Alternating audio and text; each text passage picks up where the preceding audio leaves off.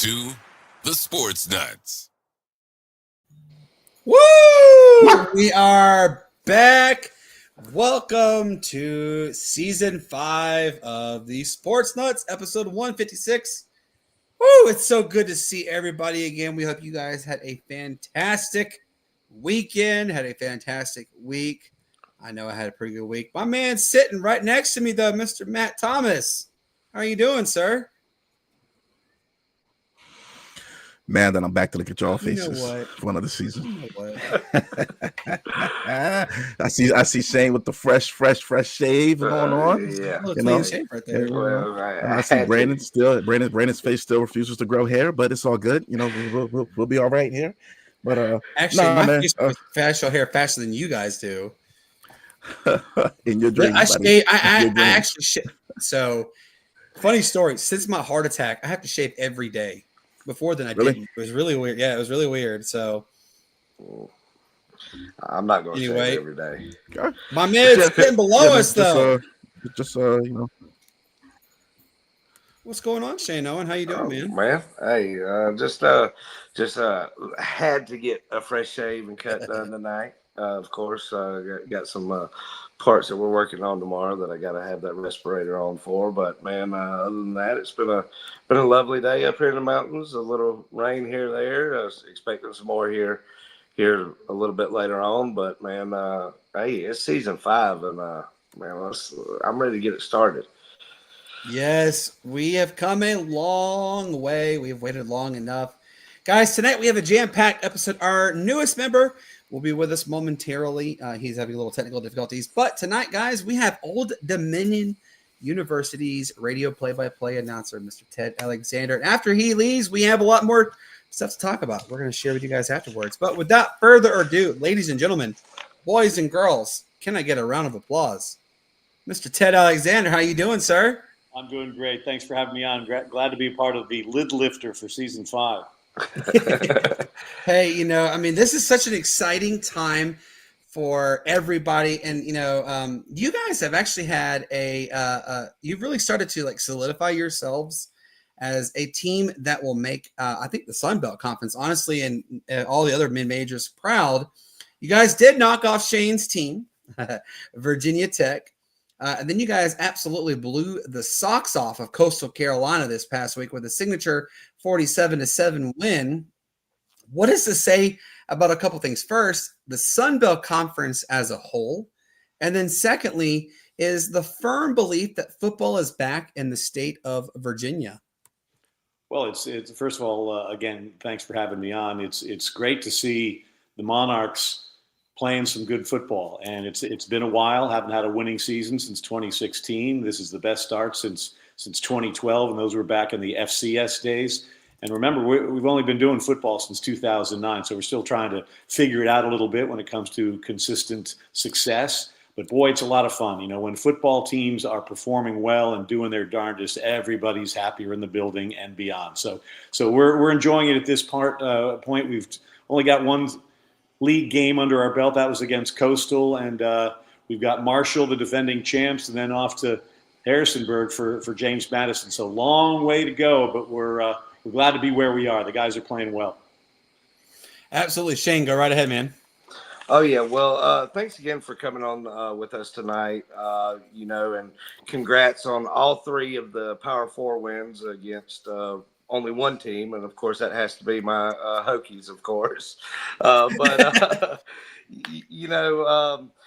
saw the news at the end of July that Virginia Tech and Old Dominion are severing some ties. I think losing 4 games total in the next few years through 2031.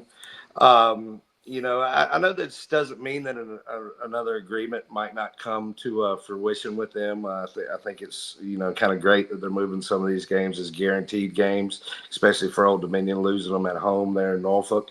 What does this kind of mean for, the future plans of Old Dominion and, potentially, I know they have a game against Virginia scheduled in 2028, but would that open up for, more Power 4 schools that they would be looking to face? Well, you certainly hope so. I mean, obviously the long-term deal that they struck with Virginia Tech several years ago. It was a wonderful thing for our program, and it was good for them too. They love to get into our area because it's a recruiting hotbed. And with the changes in college football that keep seeming to happen every 10 minutes, it was sort of logical. Nobody was surprised by this decision by Tech to pull out of the rest of the contract. We'll go there, I believe, next year, and it'll be a buy game. It'll be that type of thing. And as we try and figure out how we're going to pay players, believe me, I'm an old guy. Who would have ever thought that was the thing to do? we're paying players now, and the Monarchs will use the money from those guarantee games in football and basketball to pay the players. You know, you guys have you just mentioned you guys have a really big rival game coming up on October the 18th. JMU, James Madison. You know, what is the mind frame going into rival games like this one, and how can the Monarchs prepare for the back half of what looks to be a tougher part of the season? Well, again, the Sun Belt is no rest areas on that interstate. Let me put it that way. And you better not take your eyes off Marshall. Again, they're the defending champs. They've been putting up a lot of points, and they're a really good team. And Ricky Ronnie, the head coach of the Monarchs, his mantra is go 1-0.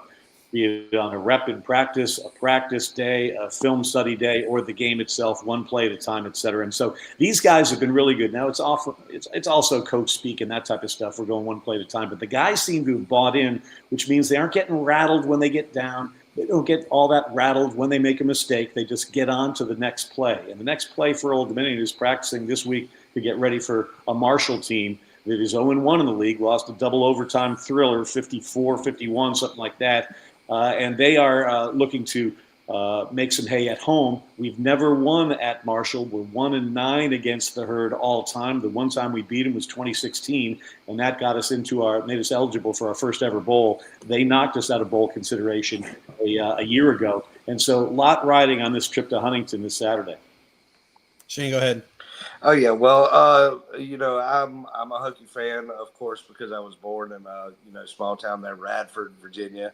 My daughter graduated from Virginia Tech. I love Virginia Tech as well. It's a great place. It's a wonderful place to host football games. The atmosphere there is incredible. It's interesting when you get to different levels. I don't mean to interrupt you, Shane. Oh no, you're fine. It's interesting at different levels where expectations are. And when you aren't meeting them at a particular time during a season or even the off season, how much the sky can start falling for the fan base. And that's what's happened at Virginia Tech. And you know, the thing is, it's a great place. It's a great program. I'm hoping big picture they can just keep up with the rest of the ACC and the Power Four so they can hang in there. But it's a lot of money. If you're talking about $20 million a year for your football team budget, good God, for the players only, it's going to be difficult raising that money year and year and year after year. Oh yeah, well, and you know it's good. The board of trustees is obviously on board, and it sounds like most of the fan bases that I've heard about in football, they weren't considering renewing, and now that they've put this money towards the program, they've gone ahead and renewed season tickets for next year as well. So it's a positive sign of things to come. We'll just see how those dominoes fall, as they do with the new head coach and all that kind of stuff. But kind of get back on Old Dominion here. As I was explaining, I was from Radford, so I know kind of what a town's like without a big university. I know Norfolk's a little bit different with Norfolk State being there as well. But since that vote that the board had in 2005, can you kind of give us a little bit of insight on what it was like, getting that going eventually into the 2009 season, and then kind of where that's gone to get them to now this point? Well, it was incredible. I mean, they had football back in the 30s, then stopped for 60 some odd years, and decided to bring it back in time for the 2009 season. And the excitement and therefore the fundraising was really, really good. And they were an FCS team in the CAA to start, and got off to a fabulous start, best start in FCS history, and had a lot of success. A lot of that had to do with great players. A lot of that had to do with really good scheduling. And they made the playoffs a couple of times and showed people what it was all about. And then the opportunity to go to FBS came along, and the Monarchs have always aspired to be in the FBS division. And while the move might have happened a little bit earlier, back then there was talk that, hey, this might be the last year where you're able to go up. We might put a moratorium on teams moving from the FCS up. So when Conference USA called and said they had an opening, we sort of jumped at the chance and had some fun in the CAA. Now we're in the Sun Belt. And the thing is, that win over Tech, sorry to bring back bad memories, in 2018, what it did, because there's so many Hokie fans around here, and logically so, it's only 5 hours away, again, 300 miles from my house to Tech for my daughter. It showed that when you're in the neighborhood and we had that win, we could say hello to the Tech fans across the way with a different bounce in our step. And that was one of the greatest things. That's the greatest win in Old Dominion football history, because it put us on the map and sort of solidified the decision to move on up. And you think to yourself, why make the long deal? Monarch fans were asking, what, with Virginia Tech. Well, when you can have them on your schedule, it adds season ticket chatter when you're hosting. It adds credibility to your bowl possibilities if you happen to have success against them or play well against them. And it's the move has been really good.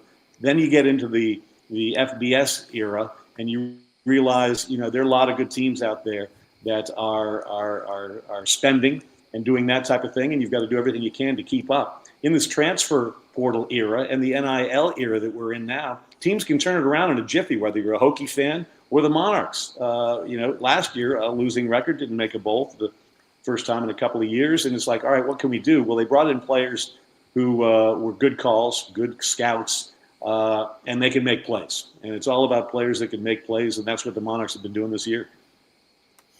You just mentioned the FCS, and we have seen a lot more action as of late coming out of the FCS level with football. A lot more movement is starting to take place as well in general as the conference realignments, the moving up, moving down, that kind of stuff.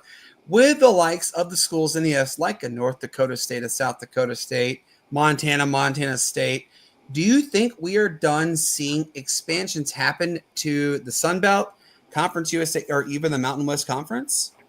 We shall see, right? I mean, the expansion comes maybe around the time when the big TV contracts expire and are renegotiated, and people are looking for the best bang for their buck. I have a feeling if I had to look into my crystal ball, which is over there with dust on it, if I had to look in the crystal ball, I say eventually we're all going to get back to the old thing with 1A and 1AA.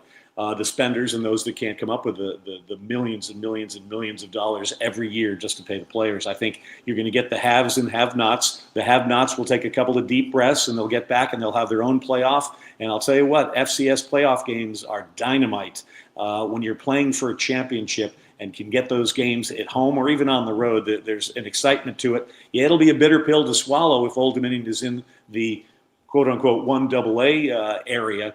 But you know what? You've got to think about fiscal responsibility at some point, and it doesn't seem like a lot of people are around the country now. And it's so funny you say that with regards to like the movements and stuff. I mean, I used to be the producer of Furman Athletics.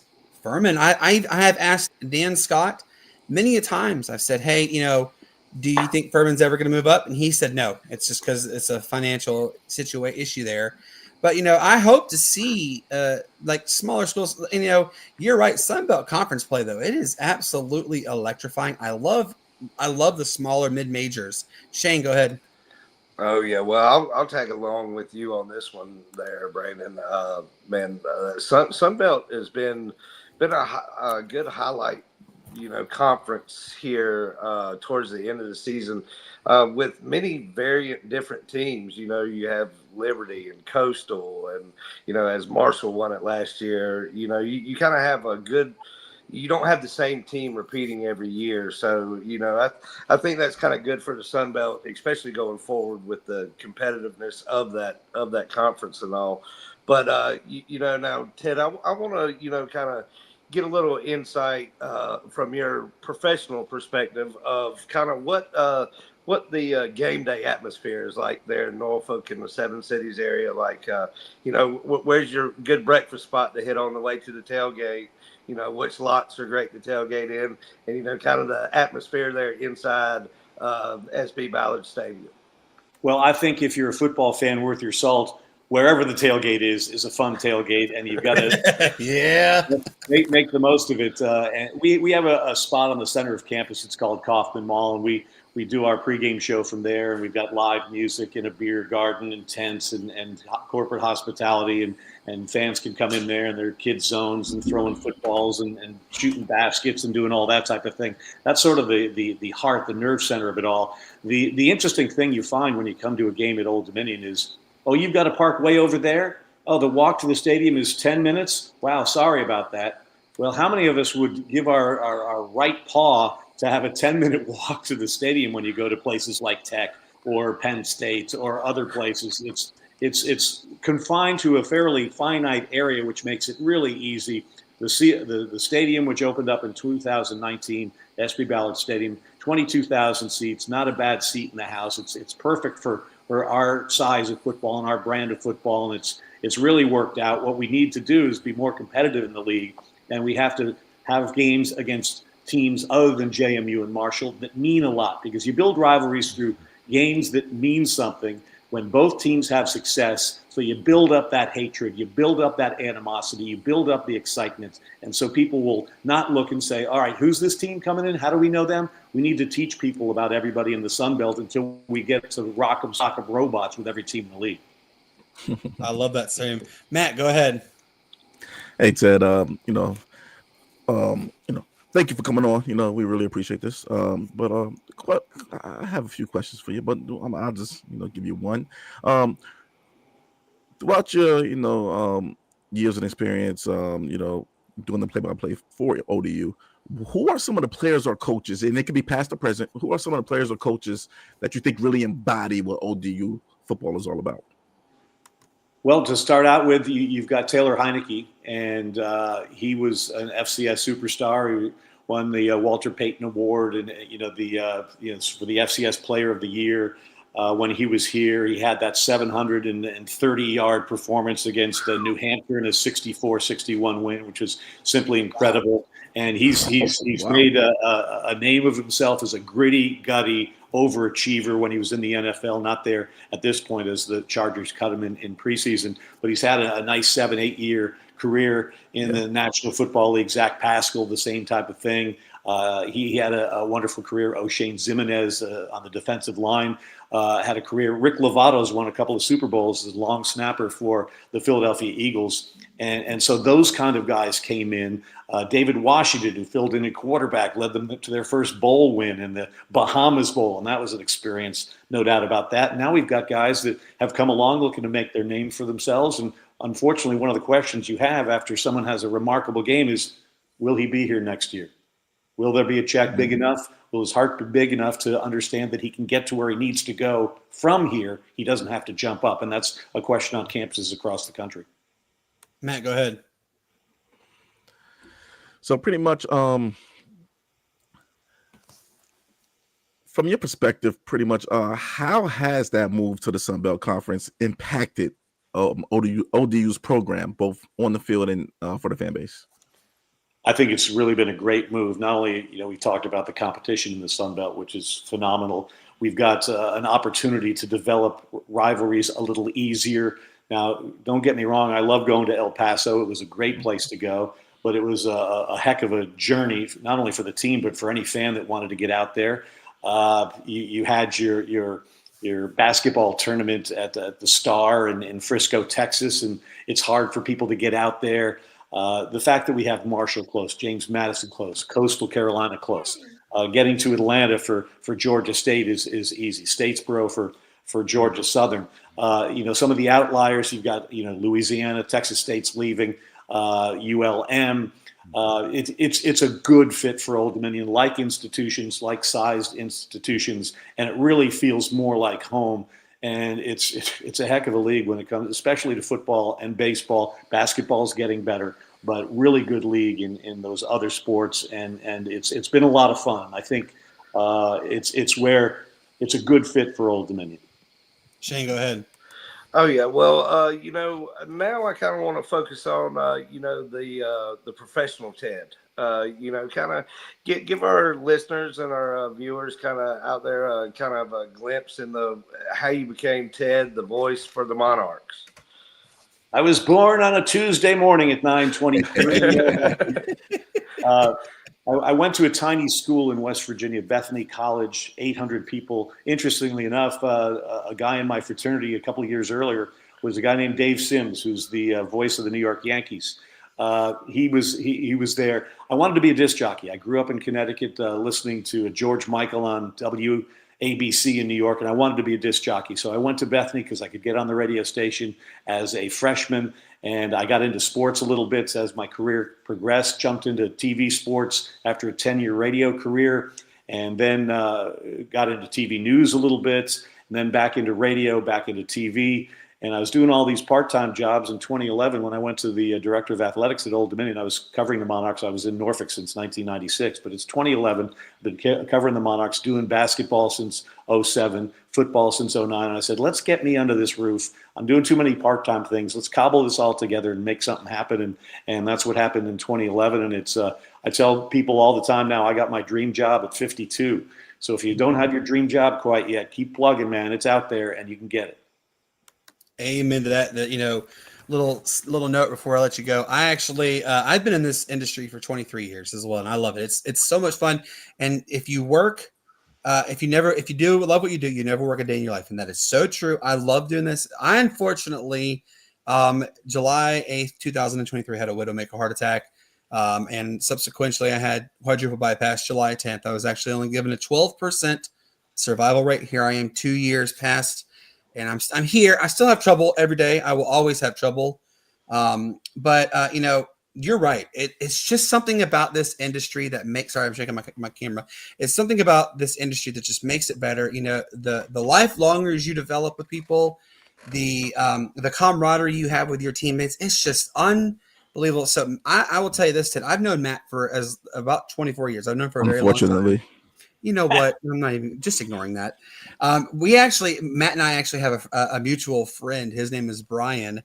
And the way I met Matt, actually, he told me that I have a friend who plays for the Atlanta Hawks because we played on a basketball league. I'm like, oh, well, let's get him on our team. Come on. Come to find out, no, Matt actually tried out for, back then it was the D League, the NBA D League, the Atlanta Hawks affiliate, and he got hurt. But it's so funny that Bryan said that. But yeah, I've known Matt for a very long time. I met Shane a couple of years ago, and just something about the camaraderie with your teammates just makes it different. It's special. If you can you let everybody know where they can find you on social media, and then also, what is the next home game for ODU? At Ted Alexander ODU. On the Ted Alexander on Facebook, at Ted Alexander ODU on the X. And the next home game will be October 25th. We're taking on App State. It'll be homecoming between now and then. We've, again, got a trip to Huntington this week and then off to Harrisonburg to take on James Madison. And Atlanta Hawks, old history, one of the highest drafted Monarch of recent year. Cal Bowdler went in the first round to the Atlanta Hawks way back when. Kent Bazemore, our most recent NBA. The Baze Glaze. And he, the great thing about Bazemore, and I know you got to go, but the great thing about Bazemore was he was so lively on the bench when he was at Golden State. You saw he was just a great teammate, cheering on guys even if he wasn't getting the taste. And when he finally got the taste, he ended up making the most of it. And so he's one of ODU's stories. I think we like to look at ourselves sort of blue-collar folks. We try our darndest, and we have success, and we celebrate it. And we don't have success, we get back up, we dust ourselves off, and go after it again. Amen indeed to that. Ted, man, I appreciate you 1,000 times over. We're gonna have you on again soon when you guys are going to a bowl game. I want you to come on and talk about what the expectations are for that bowl game. Sound good? Yeah, let's get some fans to these bowl games. That would be nifty, wouldn't it?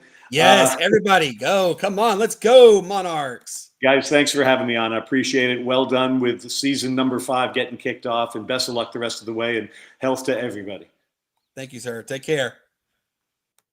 Guys, what a fantastic interview that was. I mean, first off, just think about this gentleman just told us he has had such a illustrious career. And I mean, it makes me excited to know that we can do the same exact thing.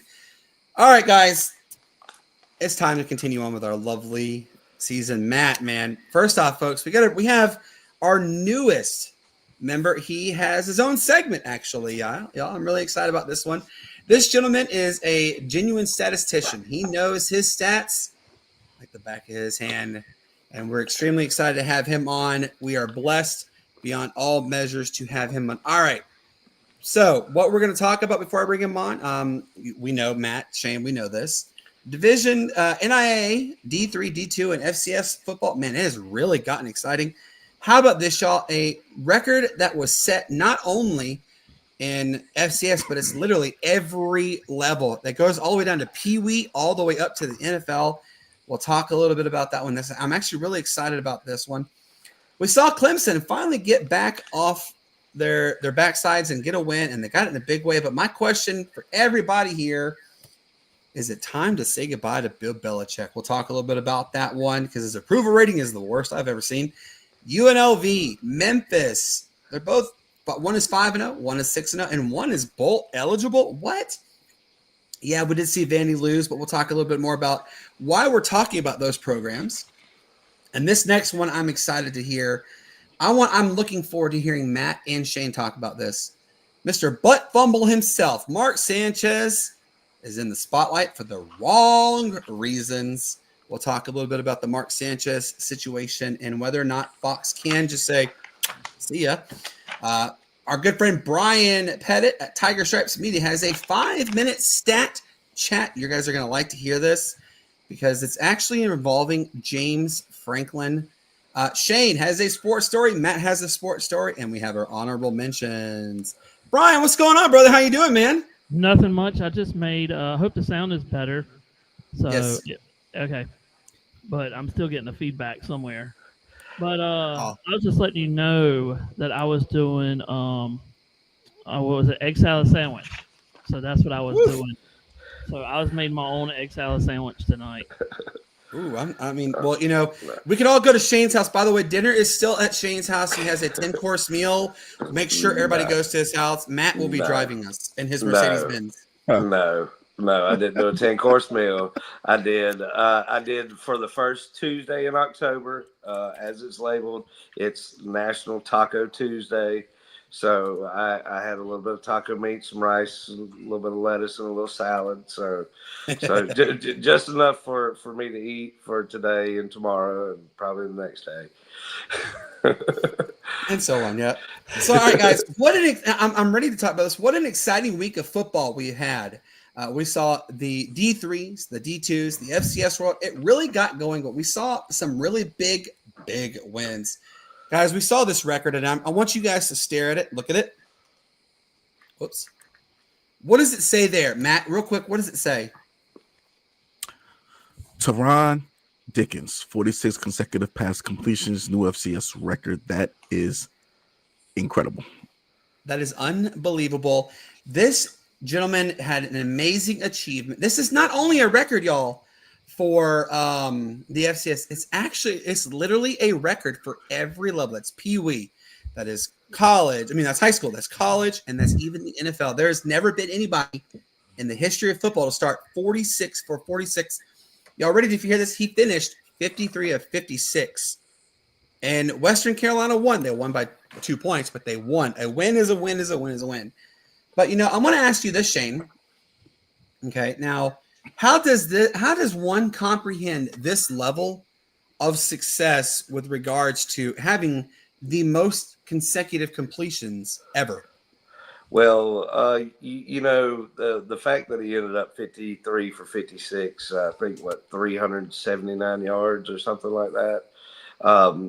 He ended up, that's just a good stat line. I mean, overall in general, to pass the ball that much, and it's not just on him; it's on those receivers too, because there's other people on the other side of the ball catching it. So, of course, props go to the receivers, tight ends, running backs for keeping the streak alive with them, and in the game. But the fact of the matter was, as you mentioned, it was a close game. It wasn't like it was a 70-0 blowout in the third quarter, and he's coming out in the fourth.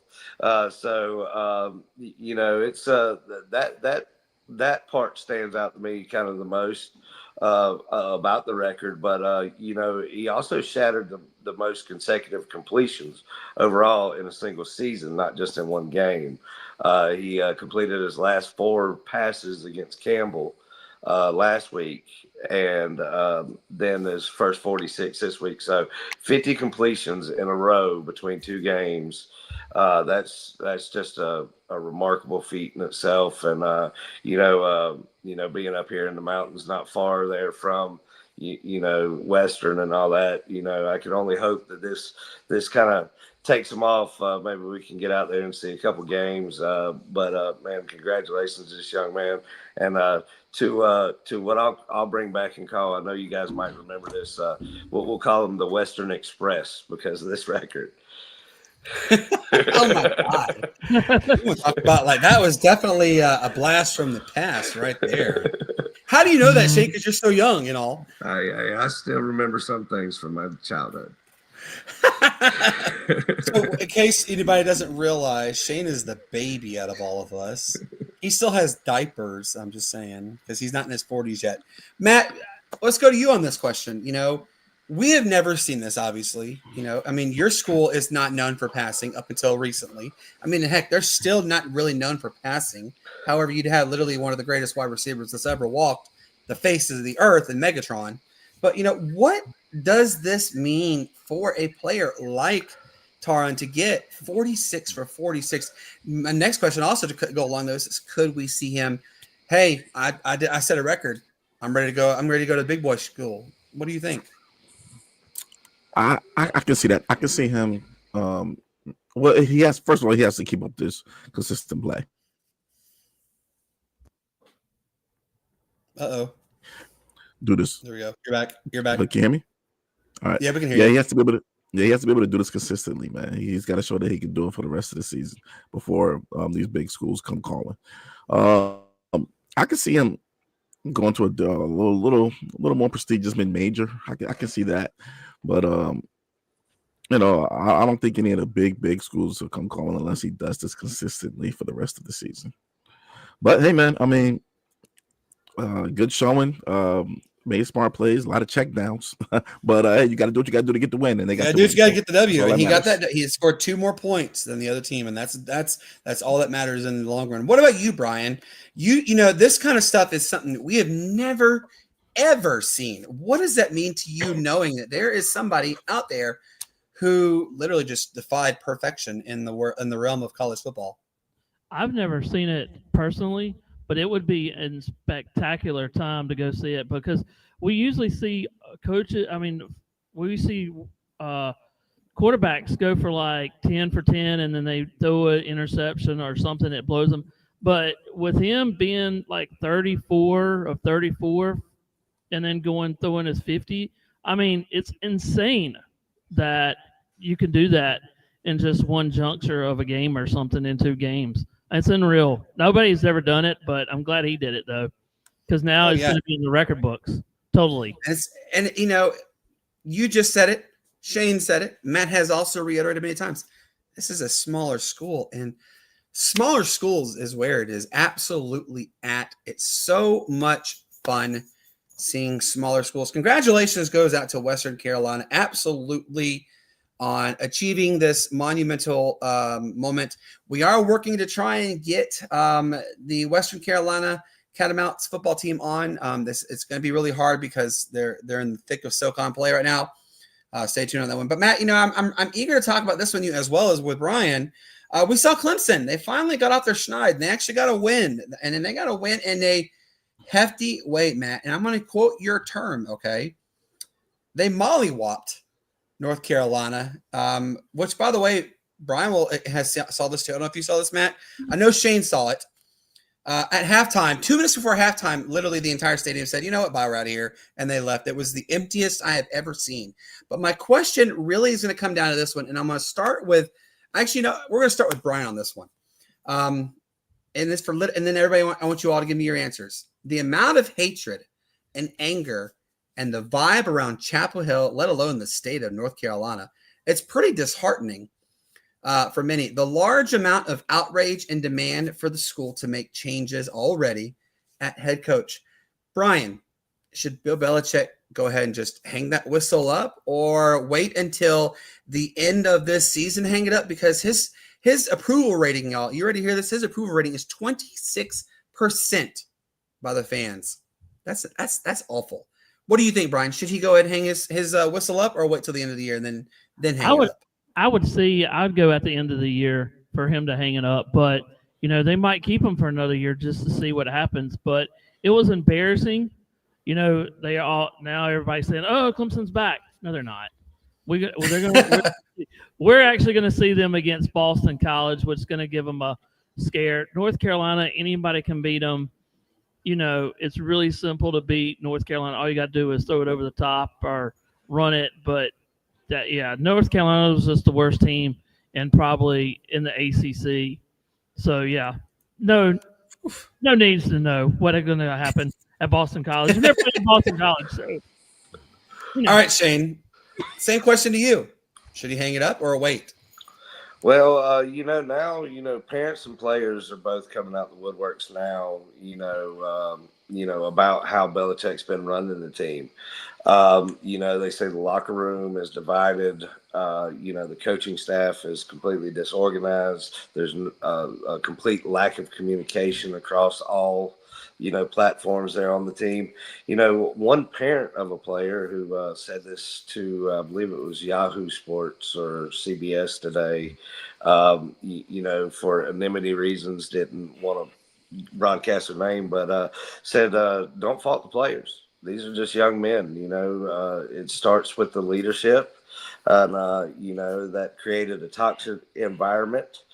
There's an individualistic mindset there, and the boys are young and feeding into it, is what they said.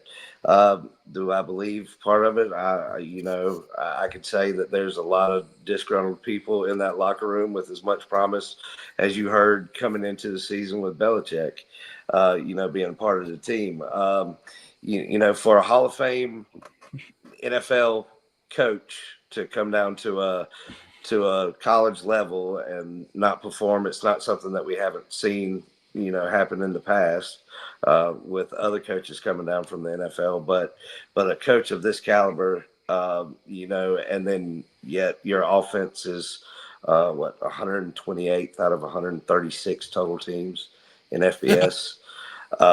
It's a joke. If I was Belichick, I'd stay until they fired me. Because that buyout that he has on his deal is huge. But of course he doesn't need to make any more money. But he's basically Jordan may argue with you. She may say, "Bill, I need to have that money." I'm just saying. Just saying. If Jordan wants to act like that, they showed one on during the game that's already got an application from Bill Belichick for the next girlfriend. I love it. Oh, I love it. Now I gotta quote Matt. Okay, Game 1, UNC's season, and this was the guy that Atlanta could have had on their sidelines. And I said, no, I do not want Bill Belichick. I never wanted him. But Matt, I'm gonna ask you this question: should he hang it up? Or should the school just say, get out of here? Absolutely not. Bill's going to be there for like another 4 or 5 years, man. Look, these aren't his players. He didn't recruit these players, most of these players that are starting for him. I mean, this guys. He recruited a bunch of them in the transfer portal, though. But again, these aren't his players that he's been able to kind of coach and mold. They got to give him time, and they're going to give him time. It's Bill Belichick. They're going to give him time. He's a proven winner. They're going to give him his time. Like Shane alluded to, the big buyout clause, they're not going to fire him. That's not happening. And he's going to stay there. He's going to be there. He's going to be their coach for a while. Once he can get this is his first year. We can't give other coaches leeway because it's their first year, but not give it to Belichick because it's Belichick. We're going to have to give it to him. And the school is going to give it to him. They're going to give him his leeway. They're going to give him his time to go through a recruiting class. It's just. Well, let's just say he goes 2-10. The rest, he didn't win any more games this year. He goes 2-10. And this is his first year This is his first year there. Unless he goes 0-12 next year. Okay, he's not going to go 1-12 next year, but that's not going to happen, especially with the teams they'll play. More points this year than he's ever done his entire career combined. This is his first year at North Carolina. This is his first year at a college program. This is year one. Why are we not giving him the same leeway we give all the other coaches when it's year one? I know quite a few coaches who do get let go after 1 year. Of course, you got your stopgaps. You got your stopgaps, especially in the NFL. You got your certain coaches who are just stopgap coaches. Of course, you got that. Yeah. But this is Bill Belichick. He's a proven winner. That reputation is going to carry him a long way. Again, this is year one. He hasn't. They're still trying to implement his offense. You still got that. You still got to, implement a good defense. He's still going to end up probably siphoning through more coordinators or position coaches is this offseason. It's going to happen. We just got to give him the benefit of the doubt and give him some leeway. It's year one. I mean, we got to give him the same benefit of the doubt we're going to give any other coach. Year one. I guess the public opinion, though, of how great he was in the NFL should be no problem in college. That's why it's such a big deal. When you're dealing with totally different mindsets. Yeah. Of course, he doesn't help it out being as brash as he is either. I mean, his attitude. One thing I would give Bill, his attitude and his expression and the way he talks, his mannerisms are the same after a win, like they are after a loss. They're the exact same. Yeah, I agree with him on that. Yeah, he's 100% the most level speaking on that one. But I will say this, and we'll move on to the next one. If Bill finishes 2-10, and then he starts out 0-4 next season, that seat's going to be mighty toasty for him. Hey, real quick, we're going to give a quick shout out and then go to this next story because I'm eager to hear about everybody's reactions. UNLV 5-0, Memphis 6-0, bowl eligible already. Yeah, Vanderbilt did lose, but they fought very hard and they fought to the end against Alabama. Why are we mentioning this? Well, this has just got to give you more reaffirmation that smaller programs, they're putting their big boy pants on and they're playing neck and neck with everybody. And shout out really goes to Vanderbilt.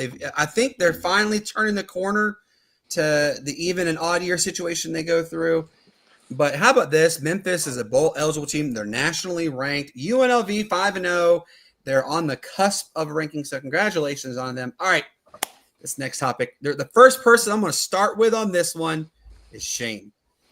Mr. Butt Fumble himself is back in the spotlight. And this has got to be the absolute, what moment kind of stories. First off, he's drunk and disorderly, and then he's attacking somebody who's collecting used cooking oil. Shane, should Fox just go ahead and say bye? Because, he's not facing felony charges. One of them carries a minimum of 1 year to 6 years. What do you think? Should they go ahead and just relieve him of his duty 100%? Well, I just don't know how the front man for the most embarrassing thing possibly that ever happened in NFL football is now a front man for probably the second, if not the most embarrassing thing to happen to somebody that's covering NFL football.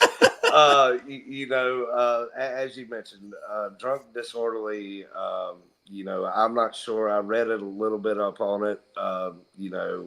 This morning when they upped the charge, yesterday morning when they upped the charges to the felony charge, and all. And it's a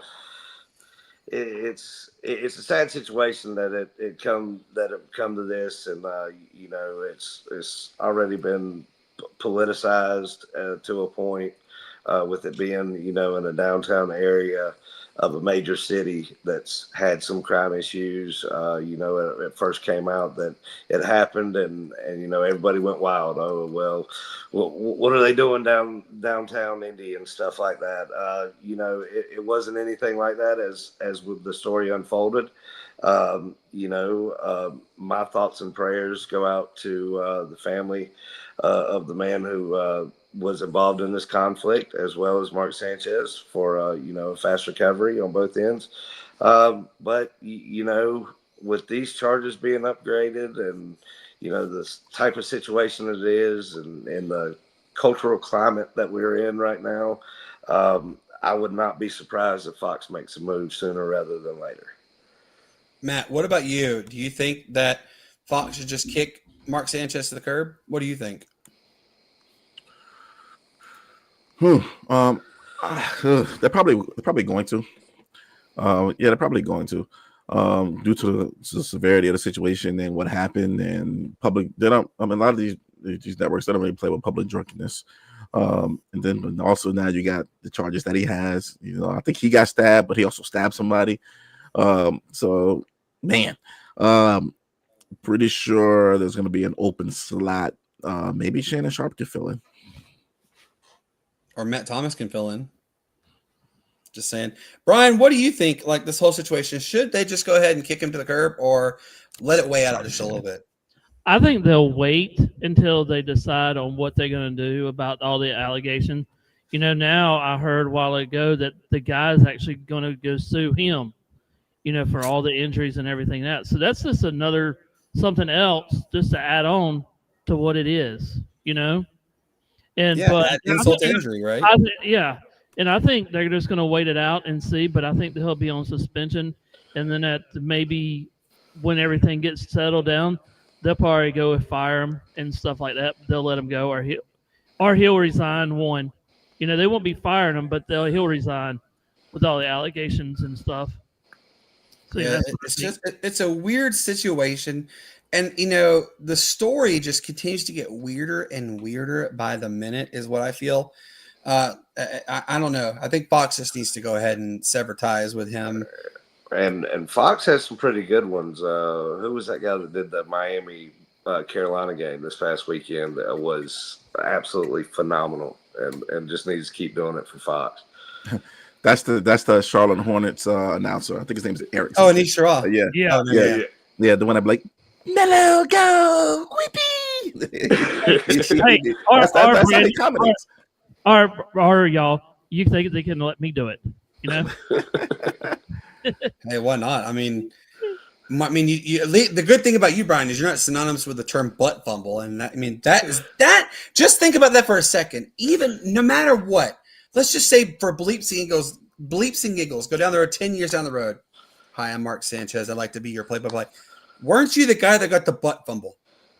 You're in BFE Alaska, and you got stabbed, and you're in BFE Alaska. How do you know? I mean, like, it's 10 years and you're still bringing. Mark Sanchez, you absolutely need to. You're not going to be able to pull a Ryan Leaf. You're not going to be able to, come back from whatever there is going on with you and be this perfect little angel. And I'm not saying Ryan Leaf is. Do not quote that down. Ryan Leaf is still a joke.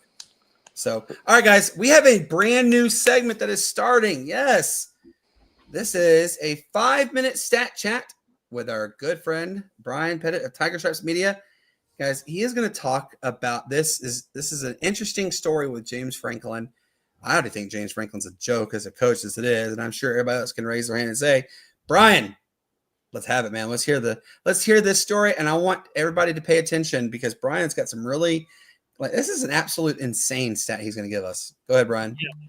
All right. You remember a year ago, Penn State was a half away from reaching the national championship, but like so often before, the Nittany Lions come to a short against the top 10 team. Franklin is 4-21 against the top 10 team and 1-18 against the top 10 teams. It simply has to get better. And I'll just keep on. Franklin hasn't lost to an unranked team since 9 overtimes against Illinois in 2001. He's beat the teams he's supposed to and lost the ones he's supposed to good enough. So, and also this is his winning percentage is his winning percentage against the top 10 opponents, one of the worst coaches at a single school since the AP poll era begins in 1936. He's also bad record against Ohio State and Michigan, holding a 1-14 record. My question is to everybody: if you're an AD or an owner of a team, would you hire him as a coach? And that is my question. So let's say they got rid of him, and you're the AD and you're the owner of an NFL team or the AD former colleges. Would you hire him? Just going off of that stat. Yeah, I'm going to quote NSYNC and say, bye. You're not getting hired on my My roster? Absolutely not. I mean, you can't. First off, everybody, let's look at this Ryan Day you just mentioned, and that Ryan Day has yet to beat his rival, and somehow he miraculously has a job. Okay, James Franklin, he has a better chance of getting struck by lightning 3 times in a row than actually winning a big important game. But I'm sorry, no, I can't build my franchise, my NFL franchise, or even my college team around him. No, because yeah, he may give you glimpses of greatness once in a while, but I mean, again, you're going to go against a team that is winless, has absolutely zero clue what's up and down and left and right. Your offensive coordinator is Rick Neuheisel's son, and the only way you get a win, I mean, you get your first win against a number 7 nationally ranked, and they were preseason poll favorites. No. What about you, Matt? Would you hire him on your franchise to start over? Absolutely not. There's better coaches out there for me to pick from. So nah, I have to agree with everything you just said, Brandon. You took the words right out of my mouth. What about you, Shane? Would you hire James Franklin? I would not hire him if I was an NFL team. But as a college program, you have to consistently look at what he has done. Consistently every year, top 25, top 15 teams. College, yes. Yes.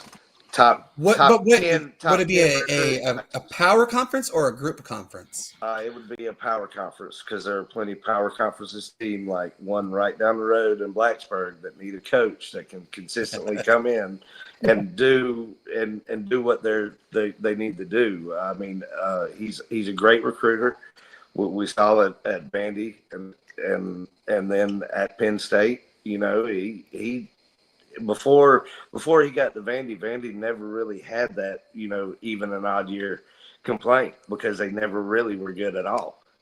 So, So, you know, that's kind of where I'm at with it because, you know, like I said, consistently, you know, you only lose 2 or 3 games a year, although you're slated to win, you know, 1 or 2 of those games that you lose, and a consistent recruiting class on top of it. I definitely, if I was a college program looking for a coach and he was available, that would be one of my first calls. What about you, Brian? Would you hire him? I wouldn't hire him just because he can't play big games, but he is a good motivator. And also what I learned today is their defensive coach didn't even know how to talk on a microphone during the game. Also, he was having problems with that too.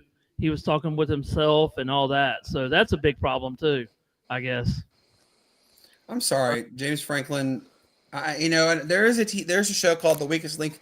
James Franklin, you are the weakest link of the Big Ten. Goodbye. You're out of here. Get out of here. All right, let's do a show of hands, okay? Raise your hand if you would fire James Franklin. Okay, there's 2. Raise your hand if you would demote James Franklin.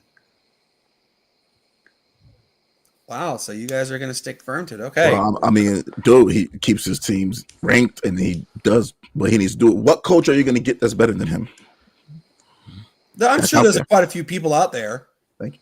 You're not going to get any coach, not right now. Not right. You're not going to get a coach that's going to come in and do better than what he can do. A coach that's willing to go to I hate to mention this name.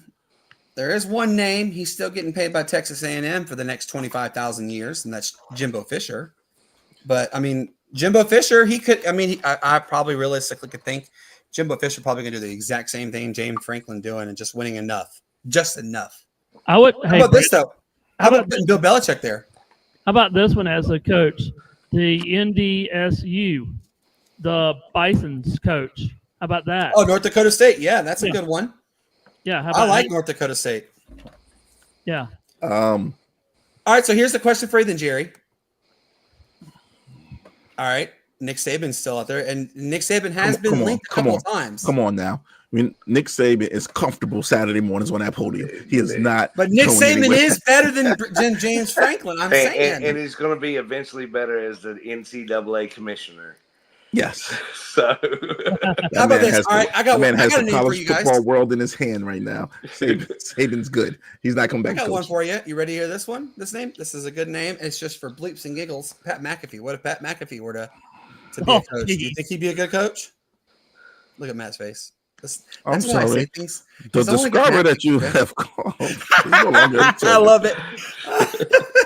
I love it. Oh man, Now I that could see one. I could see one who? former NFL player that's actually coaching right now.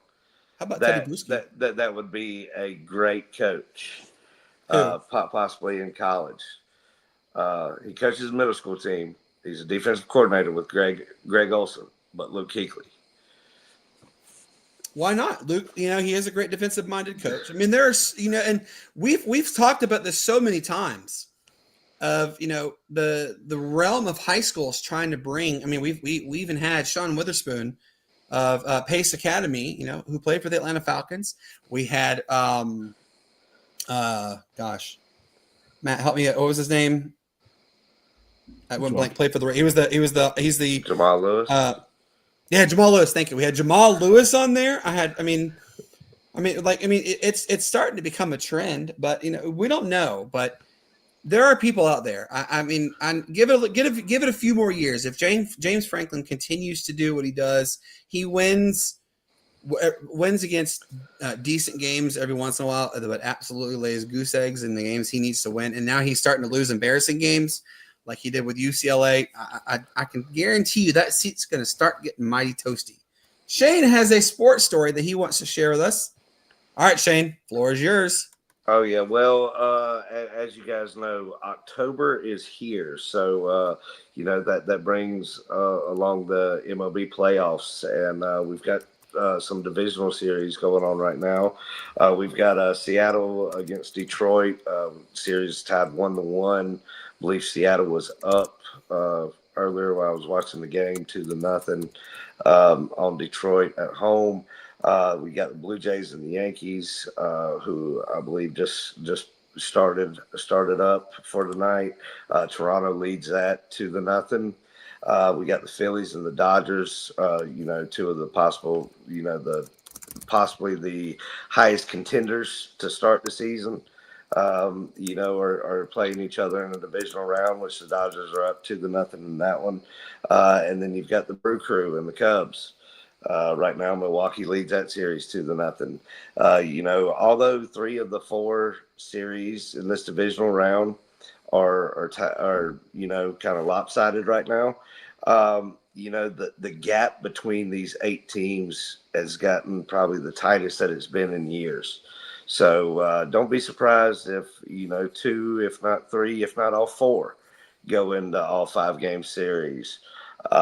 You know, the one thing that I was surprised so far in this divisional round is basically pitching.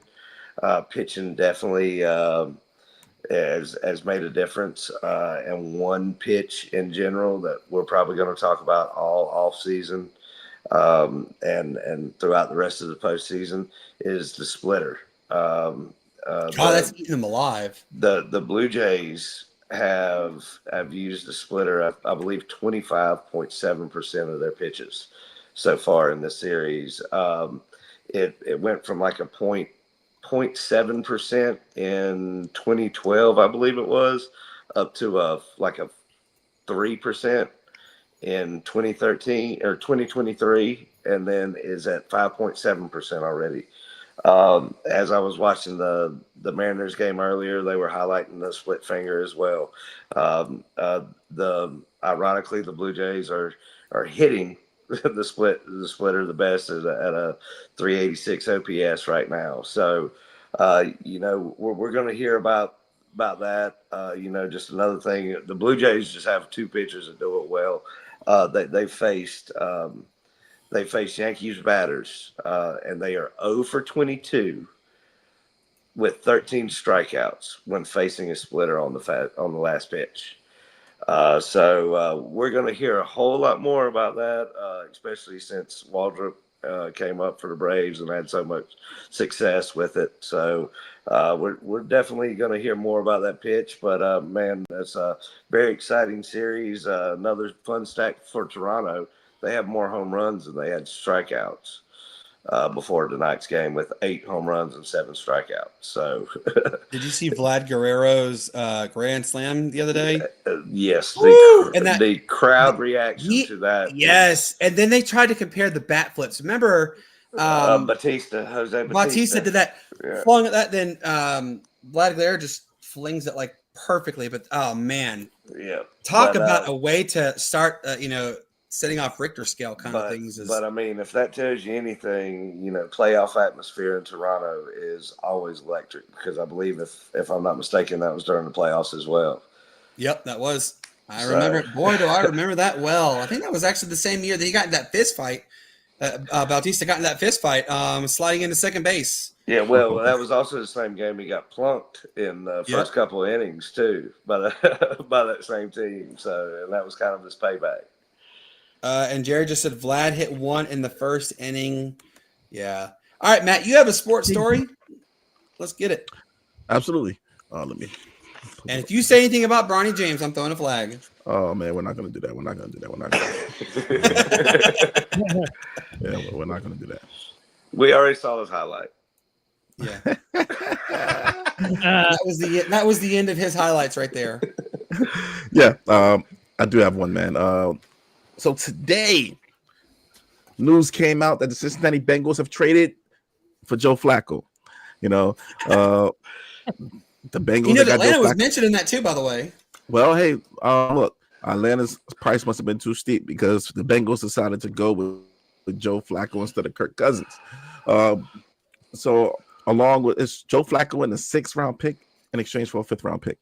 I actually think that will work wonders for the Bengals. It'll keep them up in the division kind of race, with the Ravens sliding like they are. But nobody's talking about that right now. But this story isn't about the Bengals and Joe Flacco.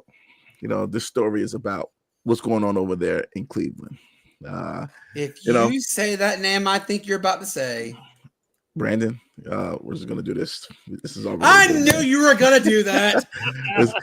Gosh, if Gabriel, I know you so well. Gabriel can't complete a 3-yard pass. Shador Sanders is one. Shador is one Gabriel pick away from the crowd yelling, "Sanders, we want Shador. We want Shador." The whole crowd's gonna start. All it's gonna take is for Dylan Gabriel to throw one pick. That's it. One pick, Brandon, and then the whole crowd. The crowd is going to be doing this. The crowd is going to be doing this. See what's in the newspaper today. Oh, look at this. and then Brandon, then you're going to see Shador come in, and you're going to see him make those NFL throws that those guys that Gabriel can't make. Because Shador can make. Shador made them in preseason. Shador can make them. Brandon, I get it. I get it. I get your distaste for nepotism. I get it. I'm sorry, I get it. I'm in the newspaper. I didn't see what you're talking about. I don't know who you are. I get it. I get it. Your distaste for the young athletes, this generation of athletes who have been, catered to, nepotized by their fathers. Do you know who my daddy is? Yeah, that's so. The question. Well, it's not so much a question, but I want you guys to. I kind of want to hear you guys elaborate on this, man. Kind of, what do you think? How do you think it's going to play out in Cleveland? And do you think that the Browns made the right move by starting Gabriel now over Shador, when we all know what's going to happen? We all know what's going to happen here. And also, let's not forget about the reports that Deshaun Watson might be suiting up this year. So we'll see. That ain't gonna happen. I have a better chance of winning the lottery than him starting on the start of this seating. I'm just saying. I think it's a joke. Dylan Gabriel proved that he is NFL ready this past week. NFL ready meaning he can take big boy hits, and he can go through his progressions. That's what I mean. That's all I mean. I'm not meaning he can win games. I think he can handle the big boy hits. And by the way, did you guys happen to see that picture with Dylan Gabriel sitting next to that offensive lineman? They said, "How tall is Dylan Gabriel?" He's like 5'8" at best, I swear. But the picture made it look he was like 5'1", and the guy, the lineman that he was with beside, it was like 7 feet tall. It was such a huge disparity. I think it's a joke. It's a bleep show. I will stick thick and through that it's a bleep show going on right now. And Cleveland is Cleveland. They're probably going to go for the next 50 years, have 5,000 quarterbacks, and have that many Super Bowl rings. I think it's a good move by the front office in Cleveland not to start Shador so early. And, because you knew what kind of team you had. And now you've got the rumblings, and now you don't have that guaranteed proven NFL veteran backing up anymore. So now if Gabriel is your answer and you're not going to try Shador, then you should just sit all your star players that you're paying millions of dollars to, because you're not interested in winning a football game this season. Because if Dylan Gabriel can hit his check down passes, which he didn't really hit many of them this past weekend, Shador Sanders definitely can, being the career leader in completion percentage coming out of college. He also 13-12 lifetime in college that gets his football is jersey a retired? team sport, Brandon Keeler. Football is a team sport. You got to have all the working parts. I'm sorry, Shane. Go ahead. No, I'm with you on that one. I mean, you come from a small mid-major HBCU school, where you're forced to play up in competition, and just because you're at a certain level of competition doesn't mean that your team's at that same level of competition. I mean, we've seen it, especially play out in the FCS.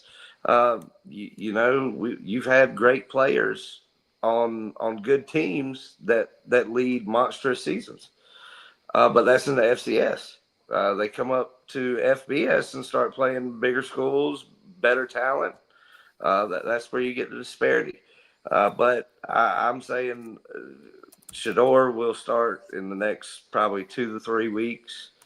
Barring an injury, I think that's about the time frame you're going to get if they don't win any more ball games in that stretch either.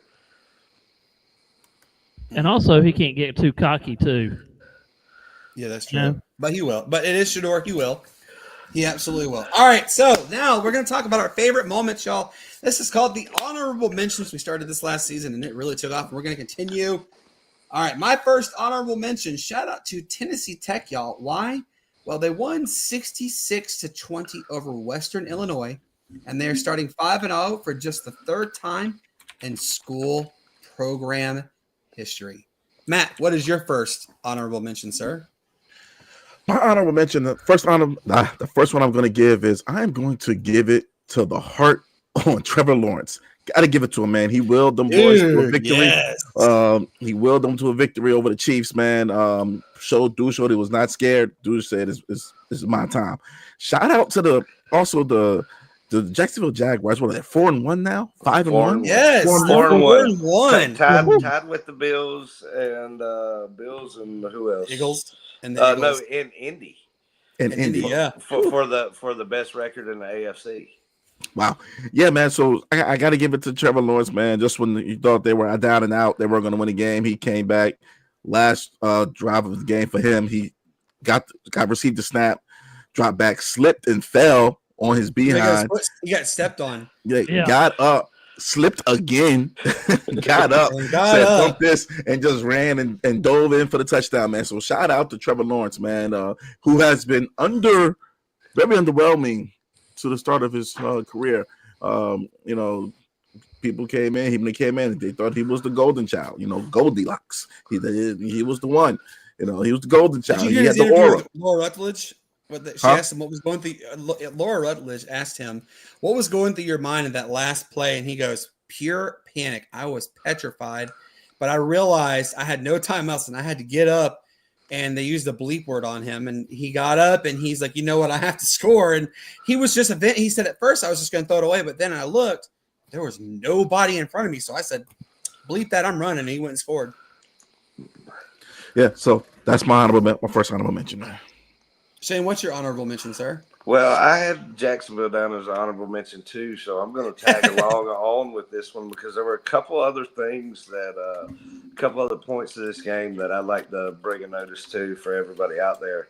One, Jacksonville needs to get Travis Hunter more involved. He looked great again. 4 catches, 62 yards. That one he had was a crazy Yeah, that one. grab. Ooh, that Where, was where he crazy. went over top of two people and got Yeah. him. Yeah, I mean that just shows that he needs to be involved more. I believe in this offense, and it's still early in the season, so hopefully that progresses along. But the next point I believe that everybody's going to talk about, other than Trevor Lawrence getting up and running, was the one person on the defense that wasn't running at all during that play, Mr. Chris Jones. Just kind of stood up and walked around kind of casually. Meandered around, right? Yeah, and if he would have been hustling, I'm not sure the kind of fallout that we've heard from either side yet on it. I didn't pay too much close attention to it, or First Take or whatever they want to talk about today, kind of deal. But man, yeah, simple little bit of effort on that deal probably could have ended that ball game in the Chiefs' favor instead of the Jaguars. But you go from one true hustle play by falling down twice and scoring, and then the other one complete lack of hustle. So that's another big controversy that's worth mentioning around that game last night. They also said, and they interviewed Patrick Mahomes, and he said, "We've already lost too many games." That just goes to show the kind of thing. Bryan, what is your honorable mention, sir? Well, Thursday night, my 49ers took on the Rams, and I'm going to give it to Mac Jones because he went for 33 for 49 and 340 something yards and 2 touchdowns. So I'm going to give it to him. He's a baller. I mean, he's already gone 5 wins already for the 49ers this year. So I mean, not 3. Question for you, Bryan. Yeah. If Purdy's healthy, is Jones still the starter? Ooh, Well, he said in their interview that he's going to take the backup role anyway. So, it is going to come with controversy, though. But, with other teams, at the end of the year when the trade, he could be a trade person, Yeah, trade bait. Absolutely, he could be. Yeah. He really could be trade bait. And then his stock is going to go sky high if he does if he gets picked up by another team. Watch Mac Jones be the next Daniel Dimes and go to a change of venue, and the dude absolutely is elite. My next one is kind of my next one is actually kind of a somber moment. The WNBA did take another blow in a negative way for the hopes for a 2026 season.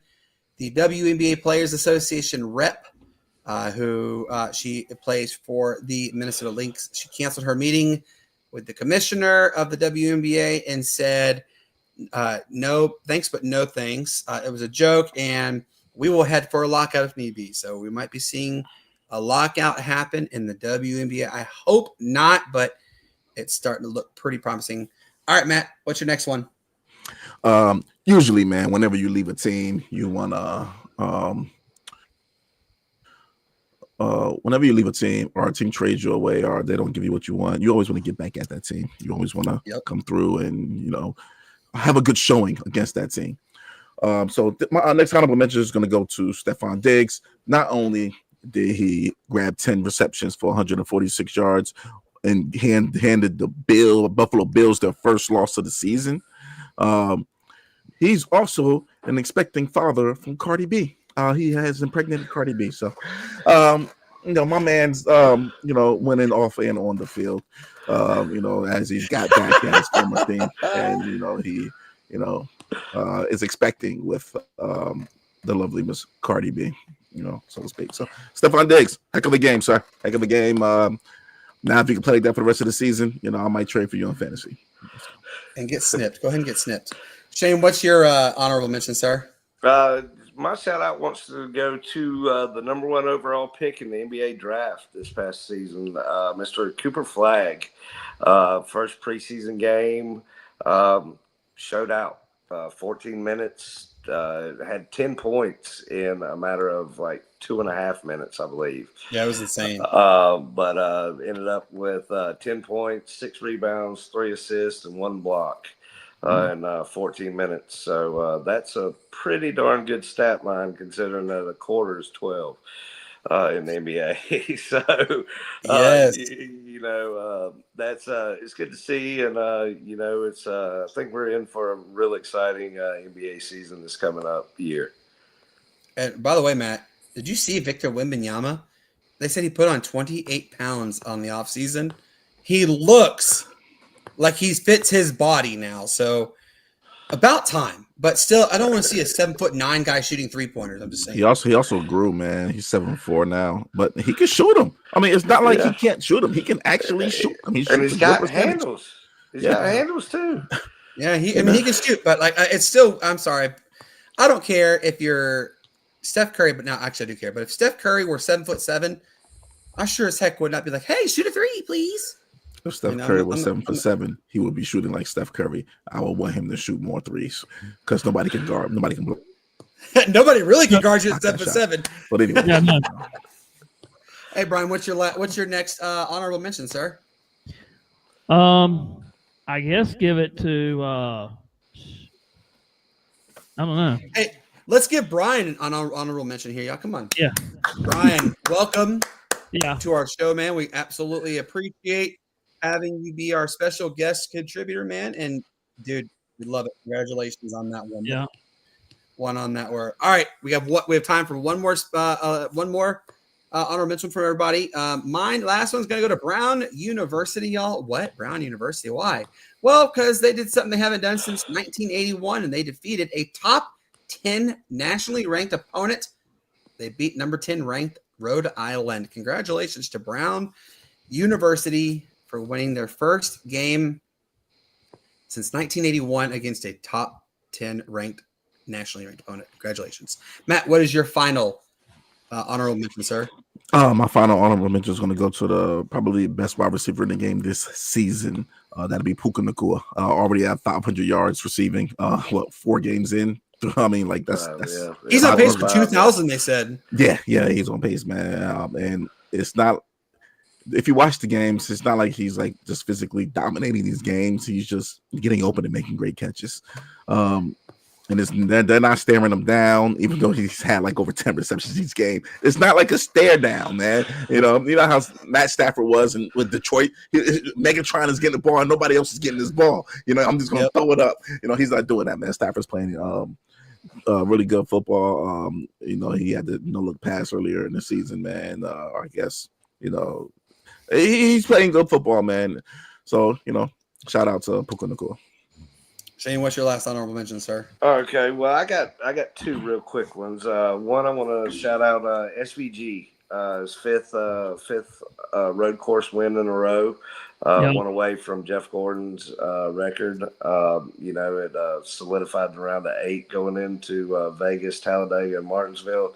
The point spread's only 32 points between all 8 drivers, so it's going to be a very interesting round of 8 for sure. Then I want to shout out Brandon and Bryan for joining us for me and my sister and the nephews. All of us got together. We went and ate some pretty good Mexican food, and then went to the really good Mexican food. Not pretty good, really good.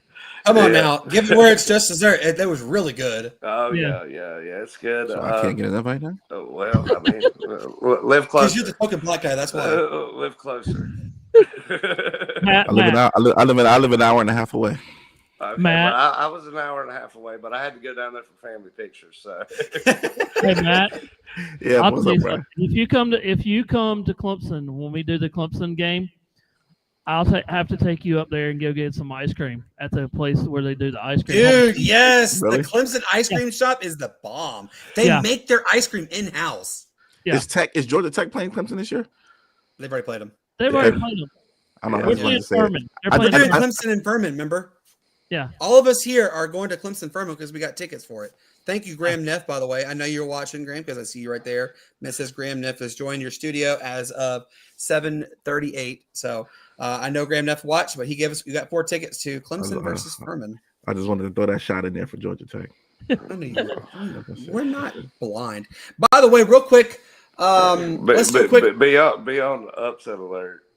Hey, you never know. Real quick, we'll let you guys know. Welcome welcome to season 5 of the Sports Nuts, guys. You ready to hear our lineup? Where I'm going to go through it real quick. Just be ready. Tomorrow we have the Presbyterian College football program on our show. It is the O-line coach.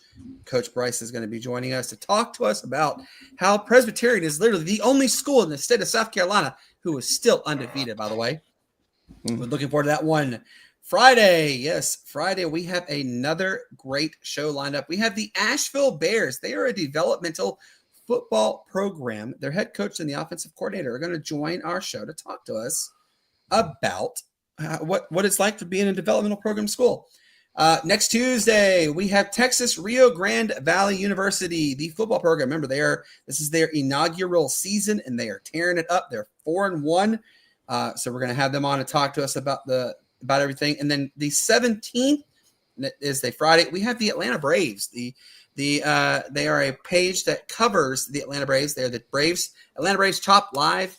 They are going to come and join us and talk to us about the Atlanta Braves offseason, because there's a lot of moves that need to go on, and we know that very well. The 21st, this one is still up in the air. It's 2 schools are slated. One is Newberry College. The football program, the head coach, that might switch to the 23rd. I have to wait till tomorrow. But Maryville College also, which is an NAIA school, their football program is coming to join us as well. Then the 22nd, we have Rob DeMello, my good friend Rob DeMello from KHON2, the sports director. He is joining our show to talk some UH sports, because by that time, Hawaii is going to be bowl eligible. I'm calling it right now. And then on the 28th, we have Utah Tech coming on to talk to us. Yes, by the way, we are going to, this season that we have coming up, we have Drew Bledsoe is slated to come on. Mark Brunell is coming on. Guys, we have Penny Hardaway, which our guy Hank is actually going to go to the University of Memphis and interview him live and at Penny Hardaway there. So we're really excited about that one. So as you guys see, this season is already off to a bang. I will tell you this, guys, if you are interested in being a sponsor with us, we are looking for sponsors. We are looking for advertising. We have the lowest rates possible. And of course, if you want to donate to the show, we absolutely accept donations to help us continue to grow. If you would like to do any of those, please contact Matt, Shane, Bryan, and definitely, or myself, and we will go over the packages with you on that one. If you are a small business, hey, like I said, we have really good rates. But guys, this season is going to be epic, jam-packed, because Matthew where'd Shane go? Did y'all see that? Yeah. Where'd he Shane go? was left. Yeah. Oh, there he is. Okay. Hello, Shane. That was weird. I don't know. But guys, this season is going to be electric. We cannot wait, because we're still booking guests. So just be on the lookout for that one. Hey, real quick, congratulations to, and I hate to say this, but congratulations to the Florida Panthers. 12-0-2 to start a NHL season at home so far. They won again today against the Rangers. They won today against, I think they really the Rangers. And they're right now, the Blackhawks, sorry. The Rangers are playing the Penguins. But hockey is back. Yes, NHL is back. Amen to that. Don't forget, guys, we are going to be going to see the Greensboro Gargoyles take on the Greenville Swamp Rabbits. Yes, December the 13th. All of us will be there. You'll get to meet us as well. So come and hang out with us, and let's have fun this season. Remember, shout out to everybody who is listening to us at 95.5 KFCE in Terrell, Texas, and TigerNation.live, and all those around who have decided to tune into us. Thank you so much. But with that being said, for everybody who has watched our show tonight, everybody who chimed in, and for our guest, Mr. Ted Alexander of Old Dominion University, Matt, what do you tell everybody, sir? Don't get flagged, fellas. Middle of the week.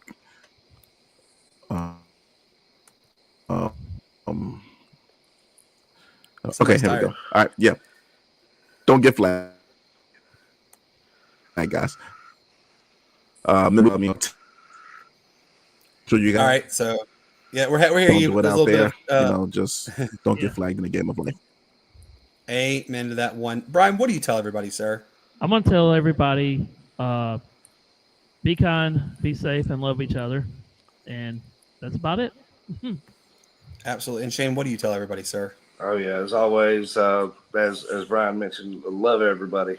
May the good Lord bless you, and peace, love, and bacon grease. Peace, love, and bacon grease, indeed, guys. We cannot wait. Remember, we will be back with you tomorrow with Presbyterian College. Yes, the smallest school, literally in all of Division I, is going to join us. They're small, but they're mighty. As I always tell you, peace up. A-Town down. Why it's the greatest sports there was. Hey, I know I got to wait until Thursday, but Lightning, let's go Bolts. It's time to dethrone the Panthers and bring back Lord Stanley's Cup just 2.5 hours up the road to Tampa. With that being said, with that being said, you guys have a wonderful night. We will talk to you tomorrow. And enjoy this new outro, which we hope you guys enjoy the intro, but we will you guys are going to love this outro. Thank you and good night.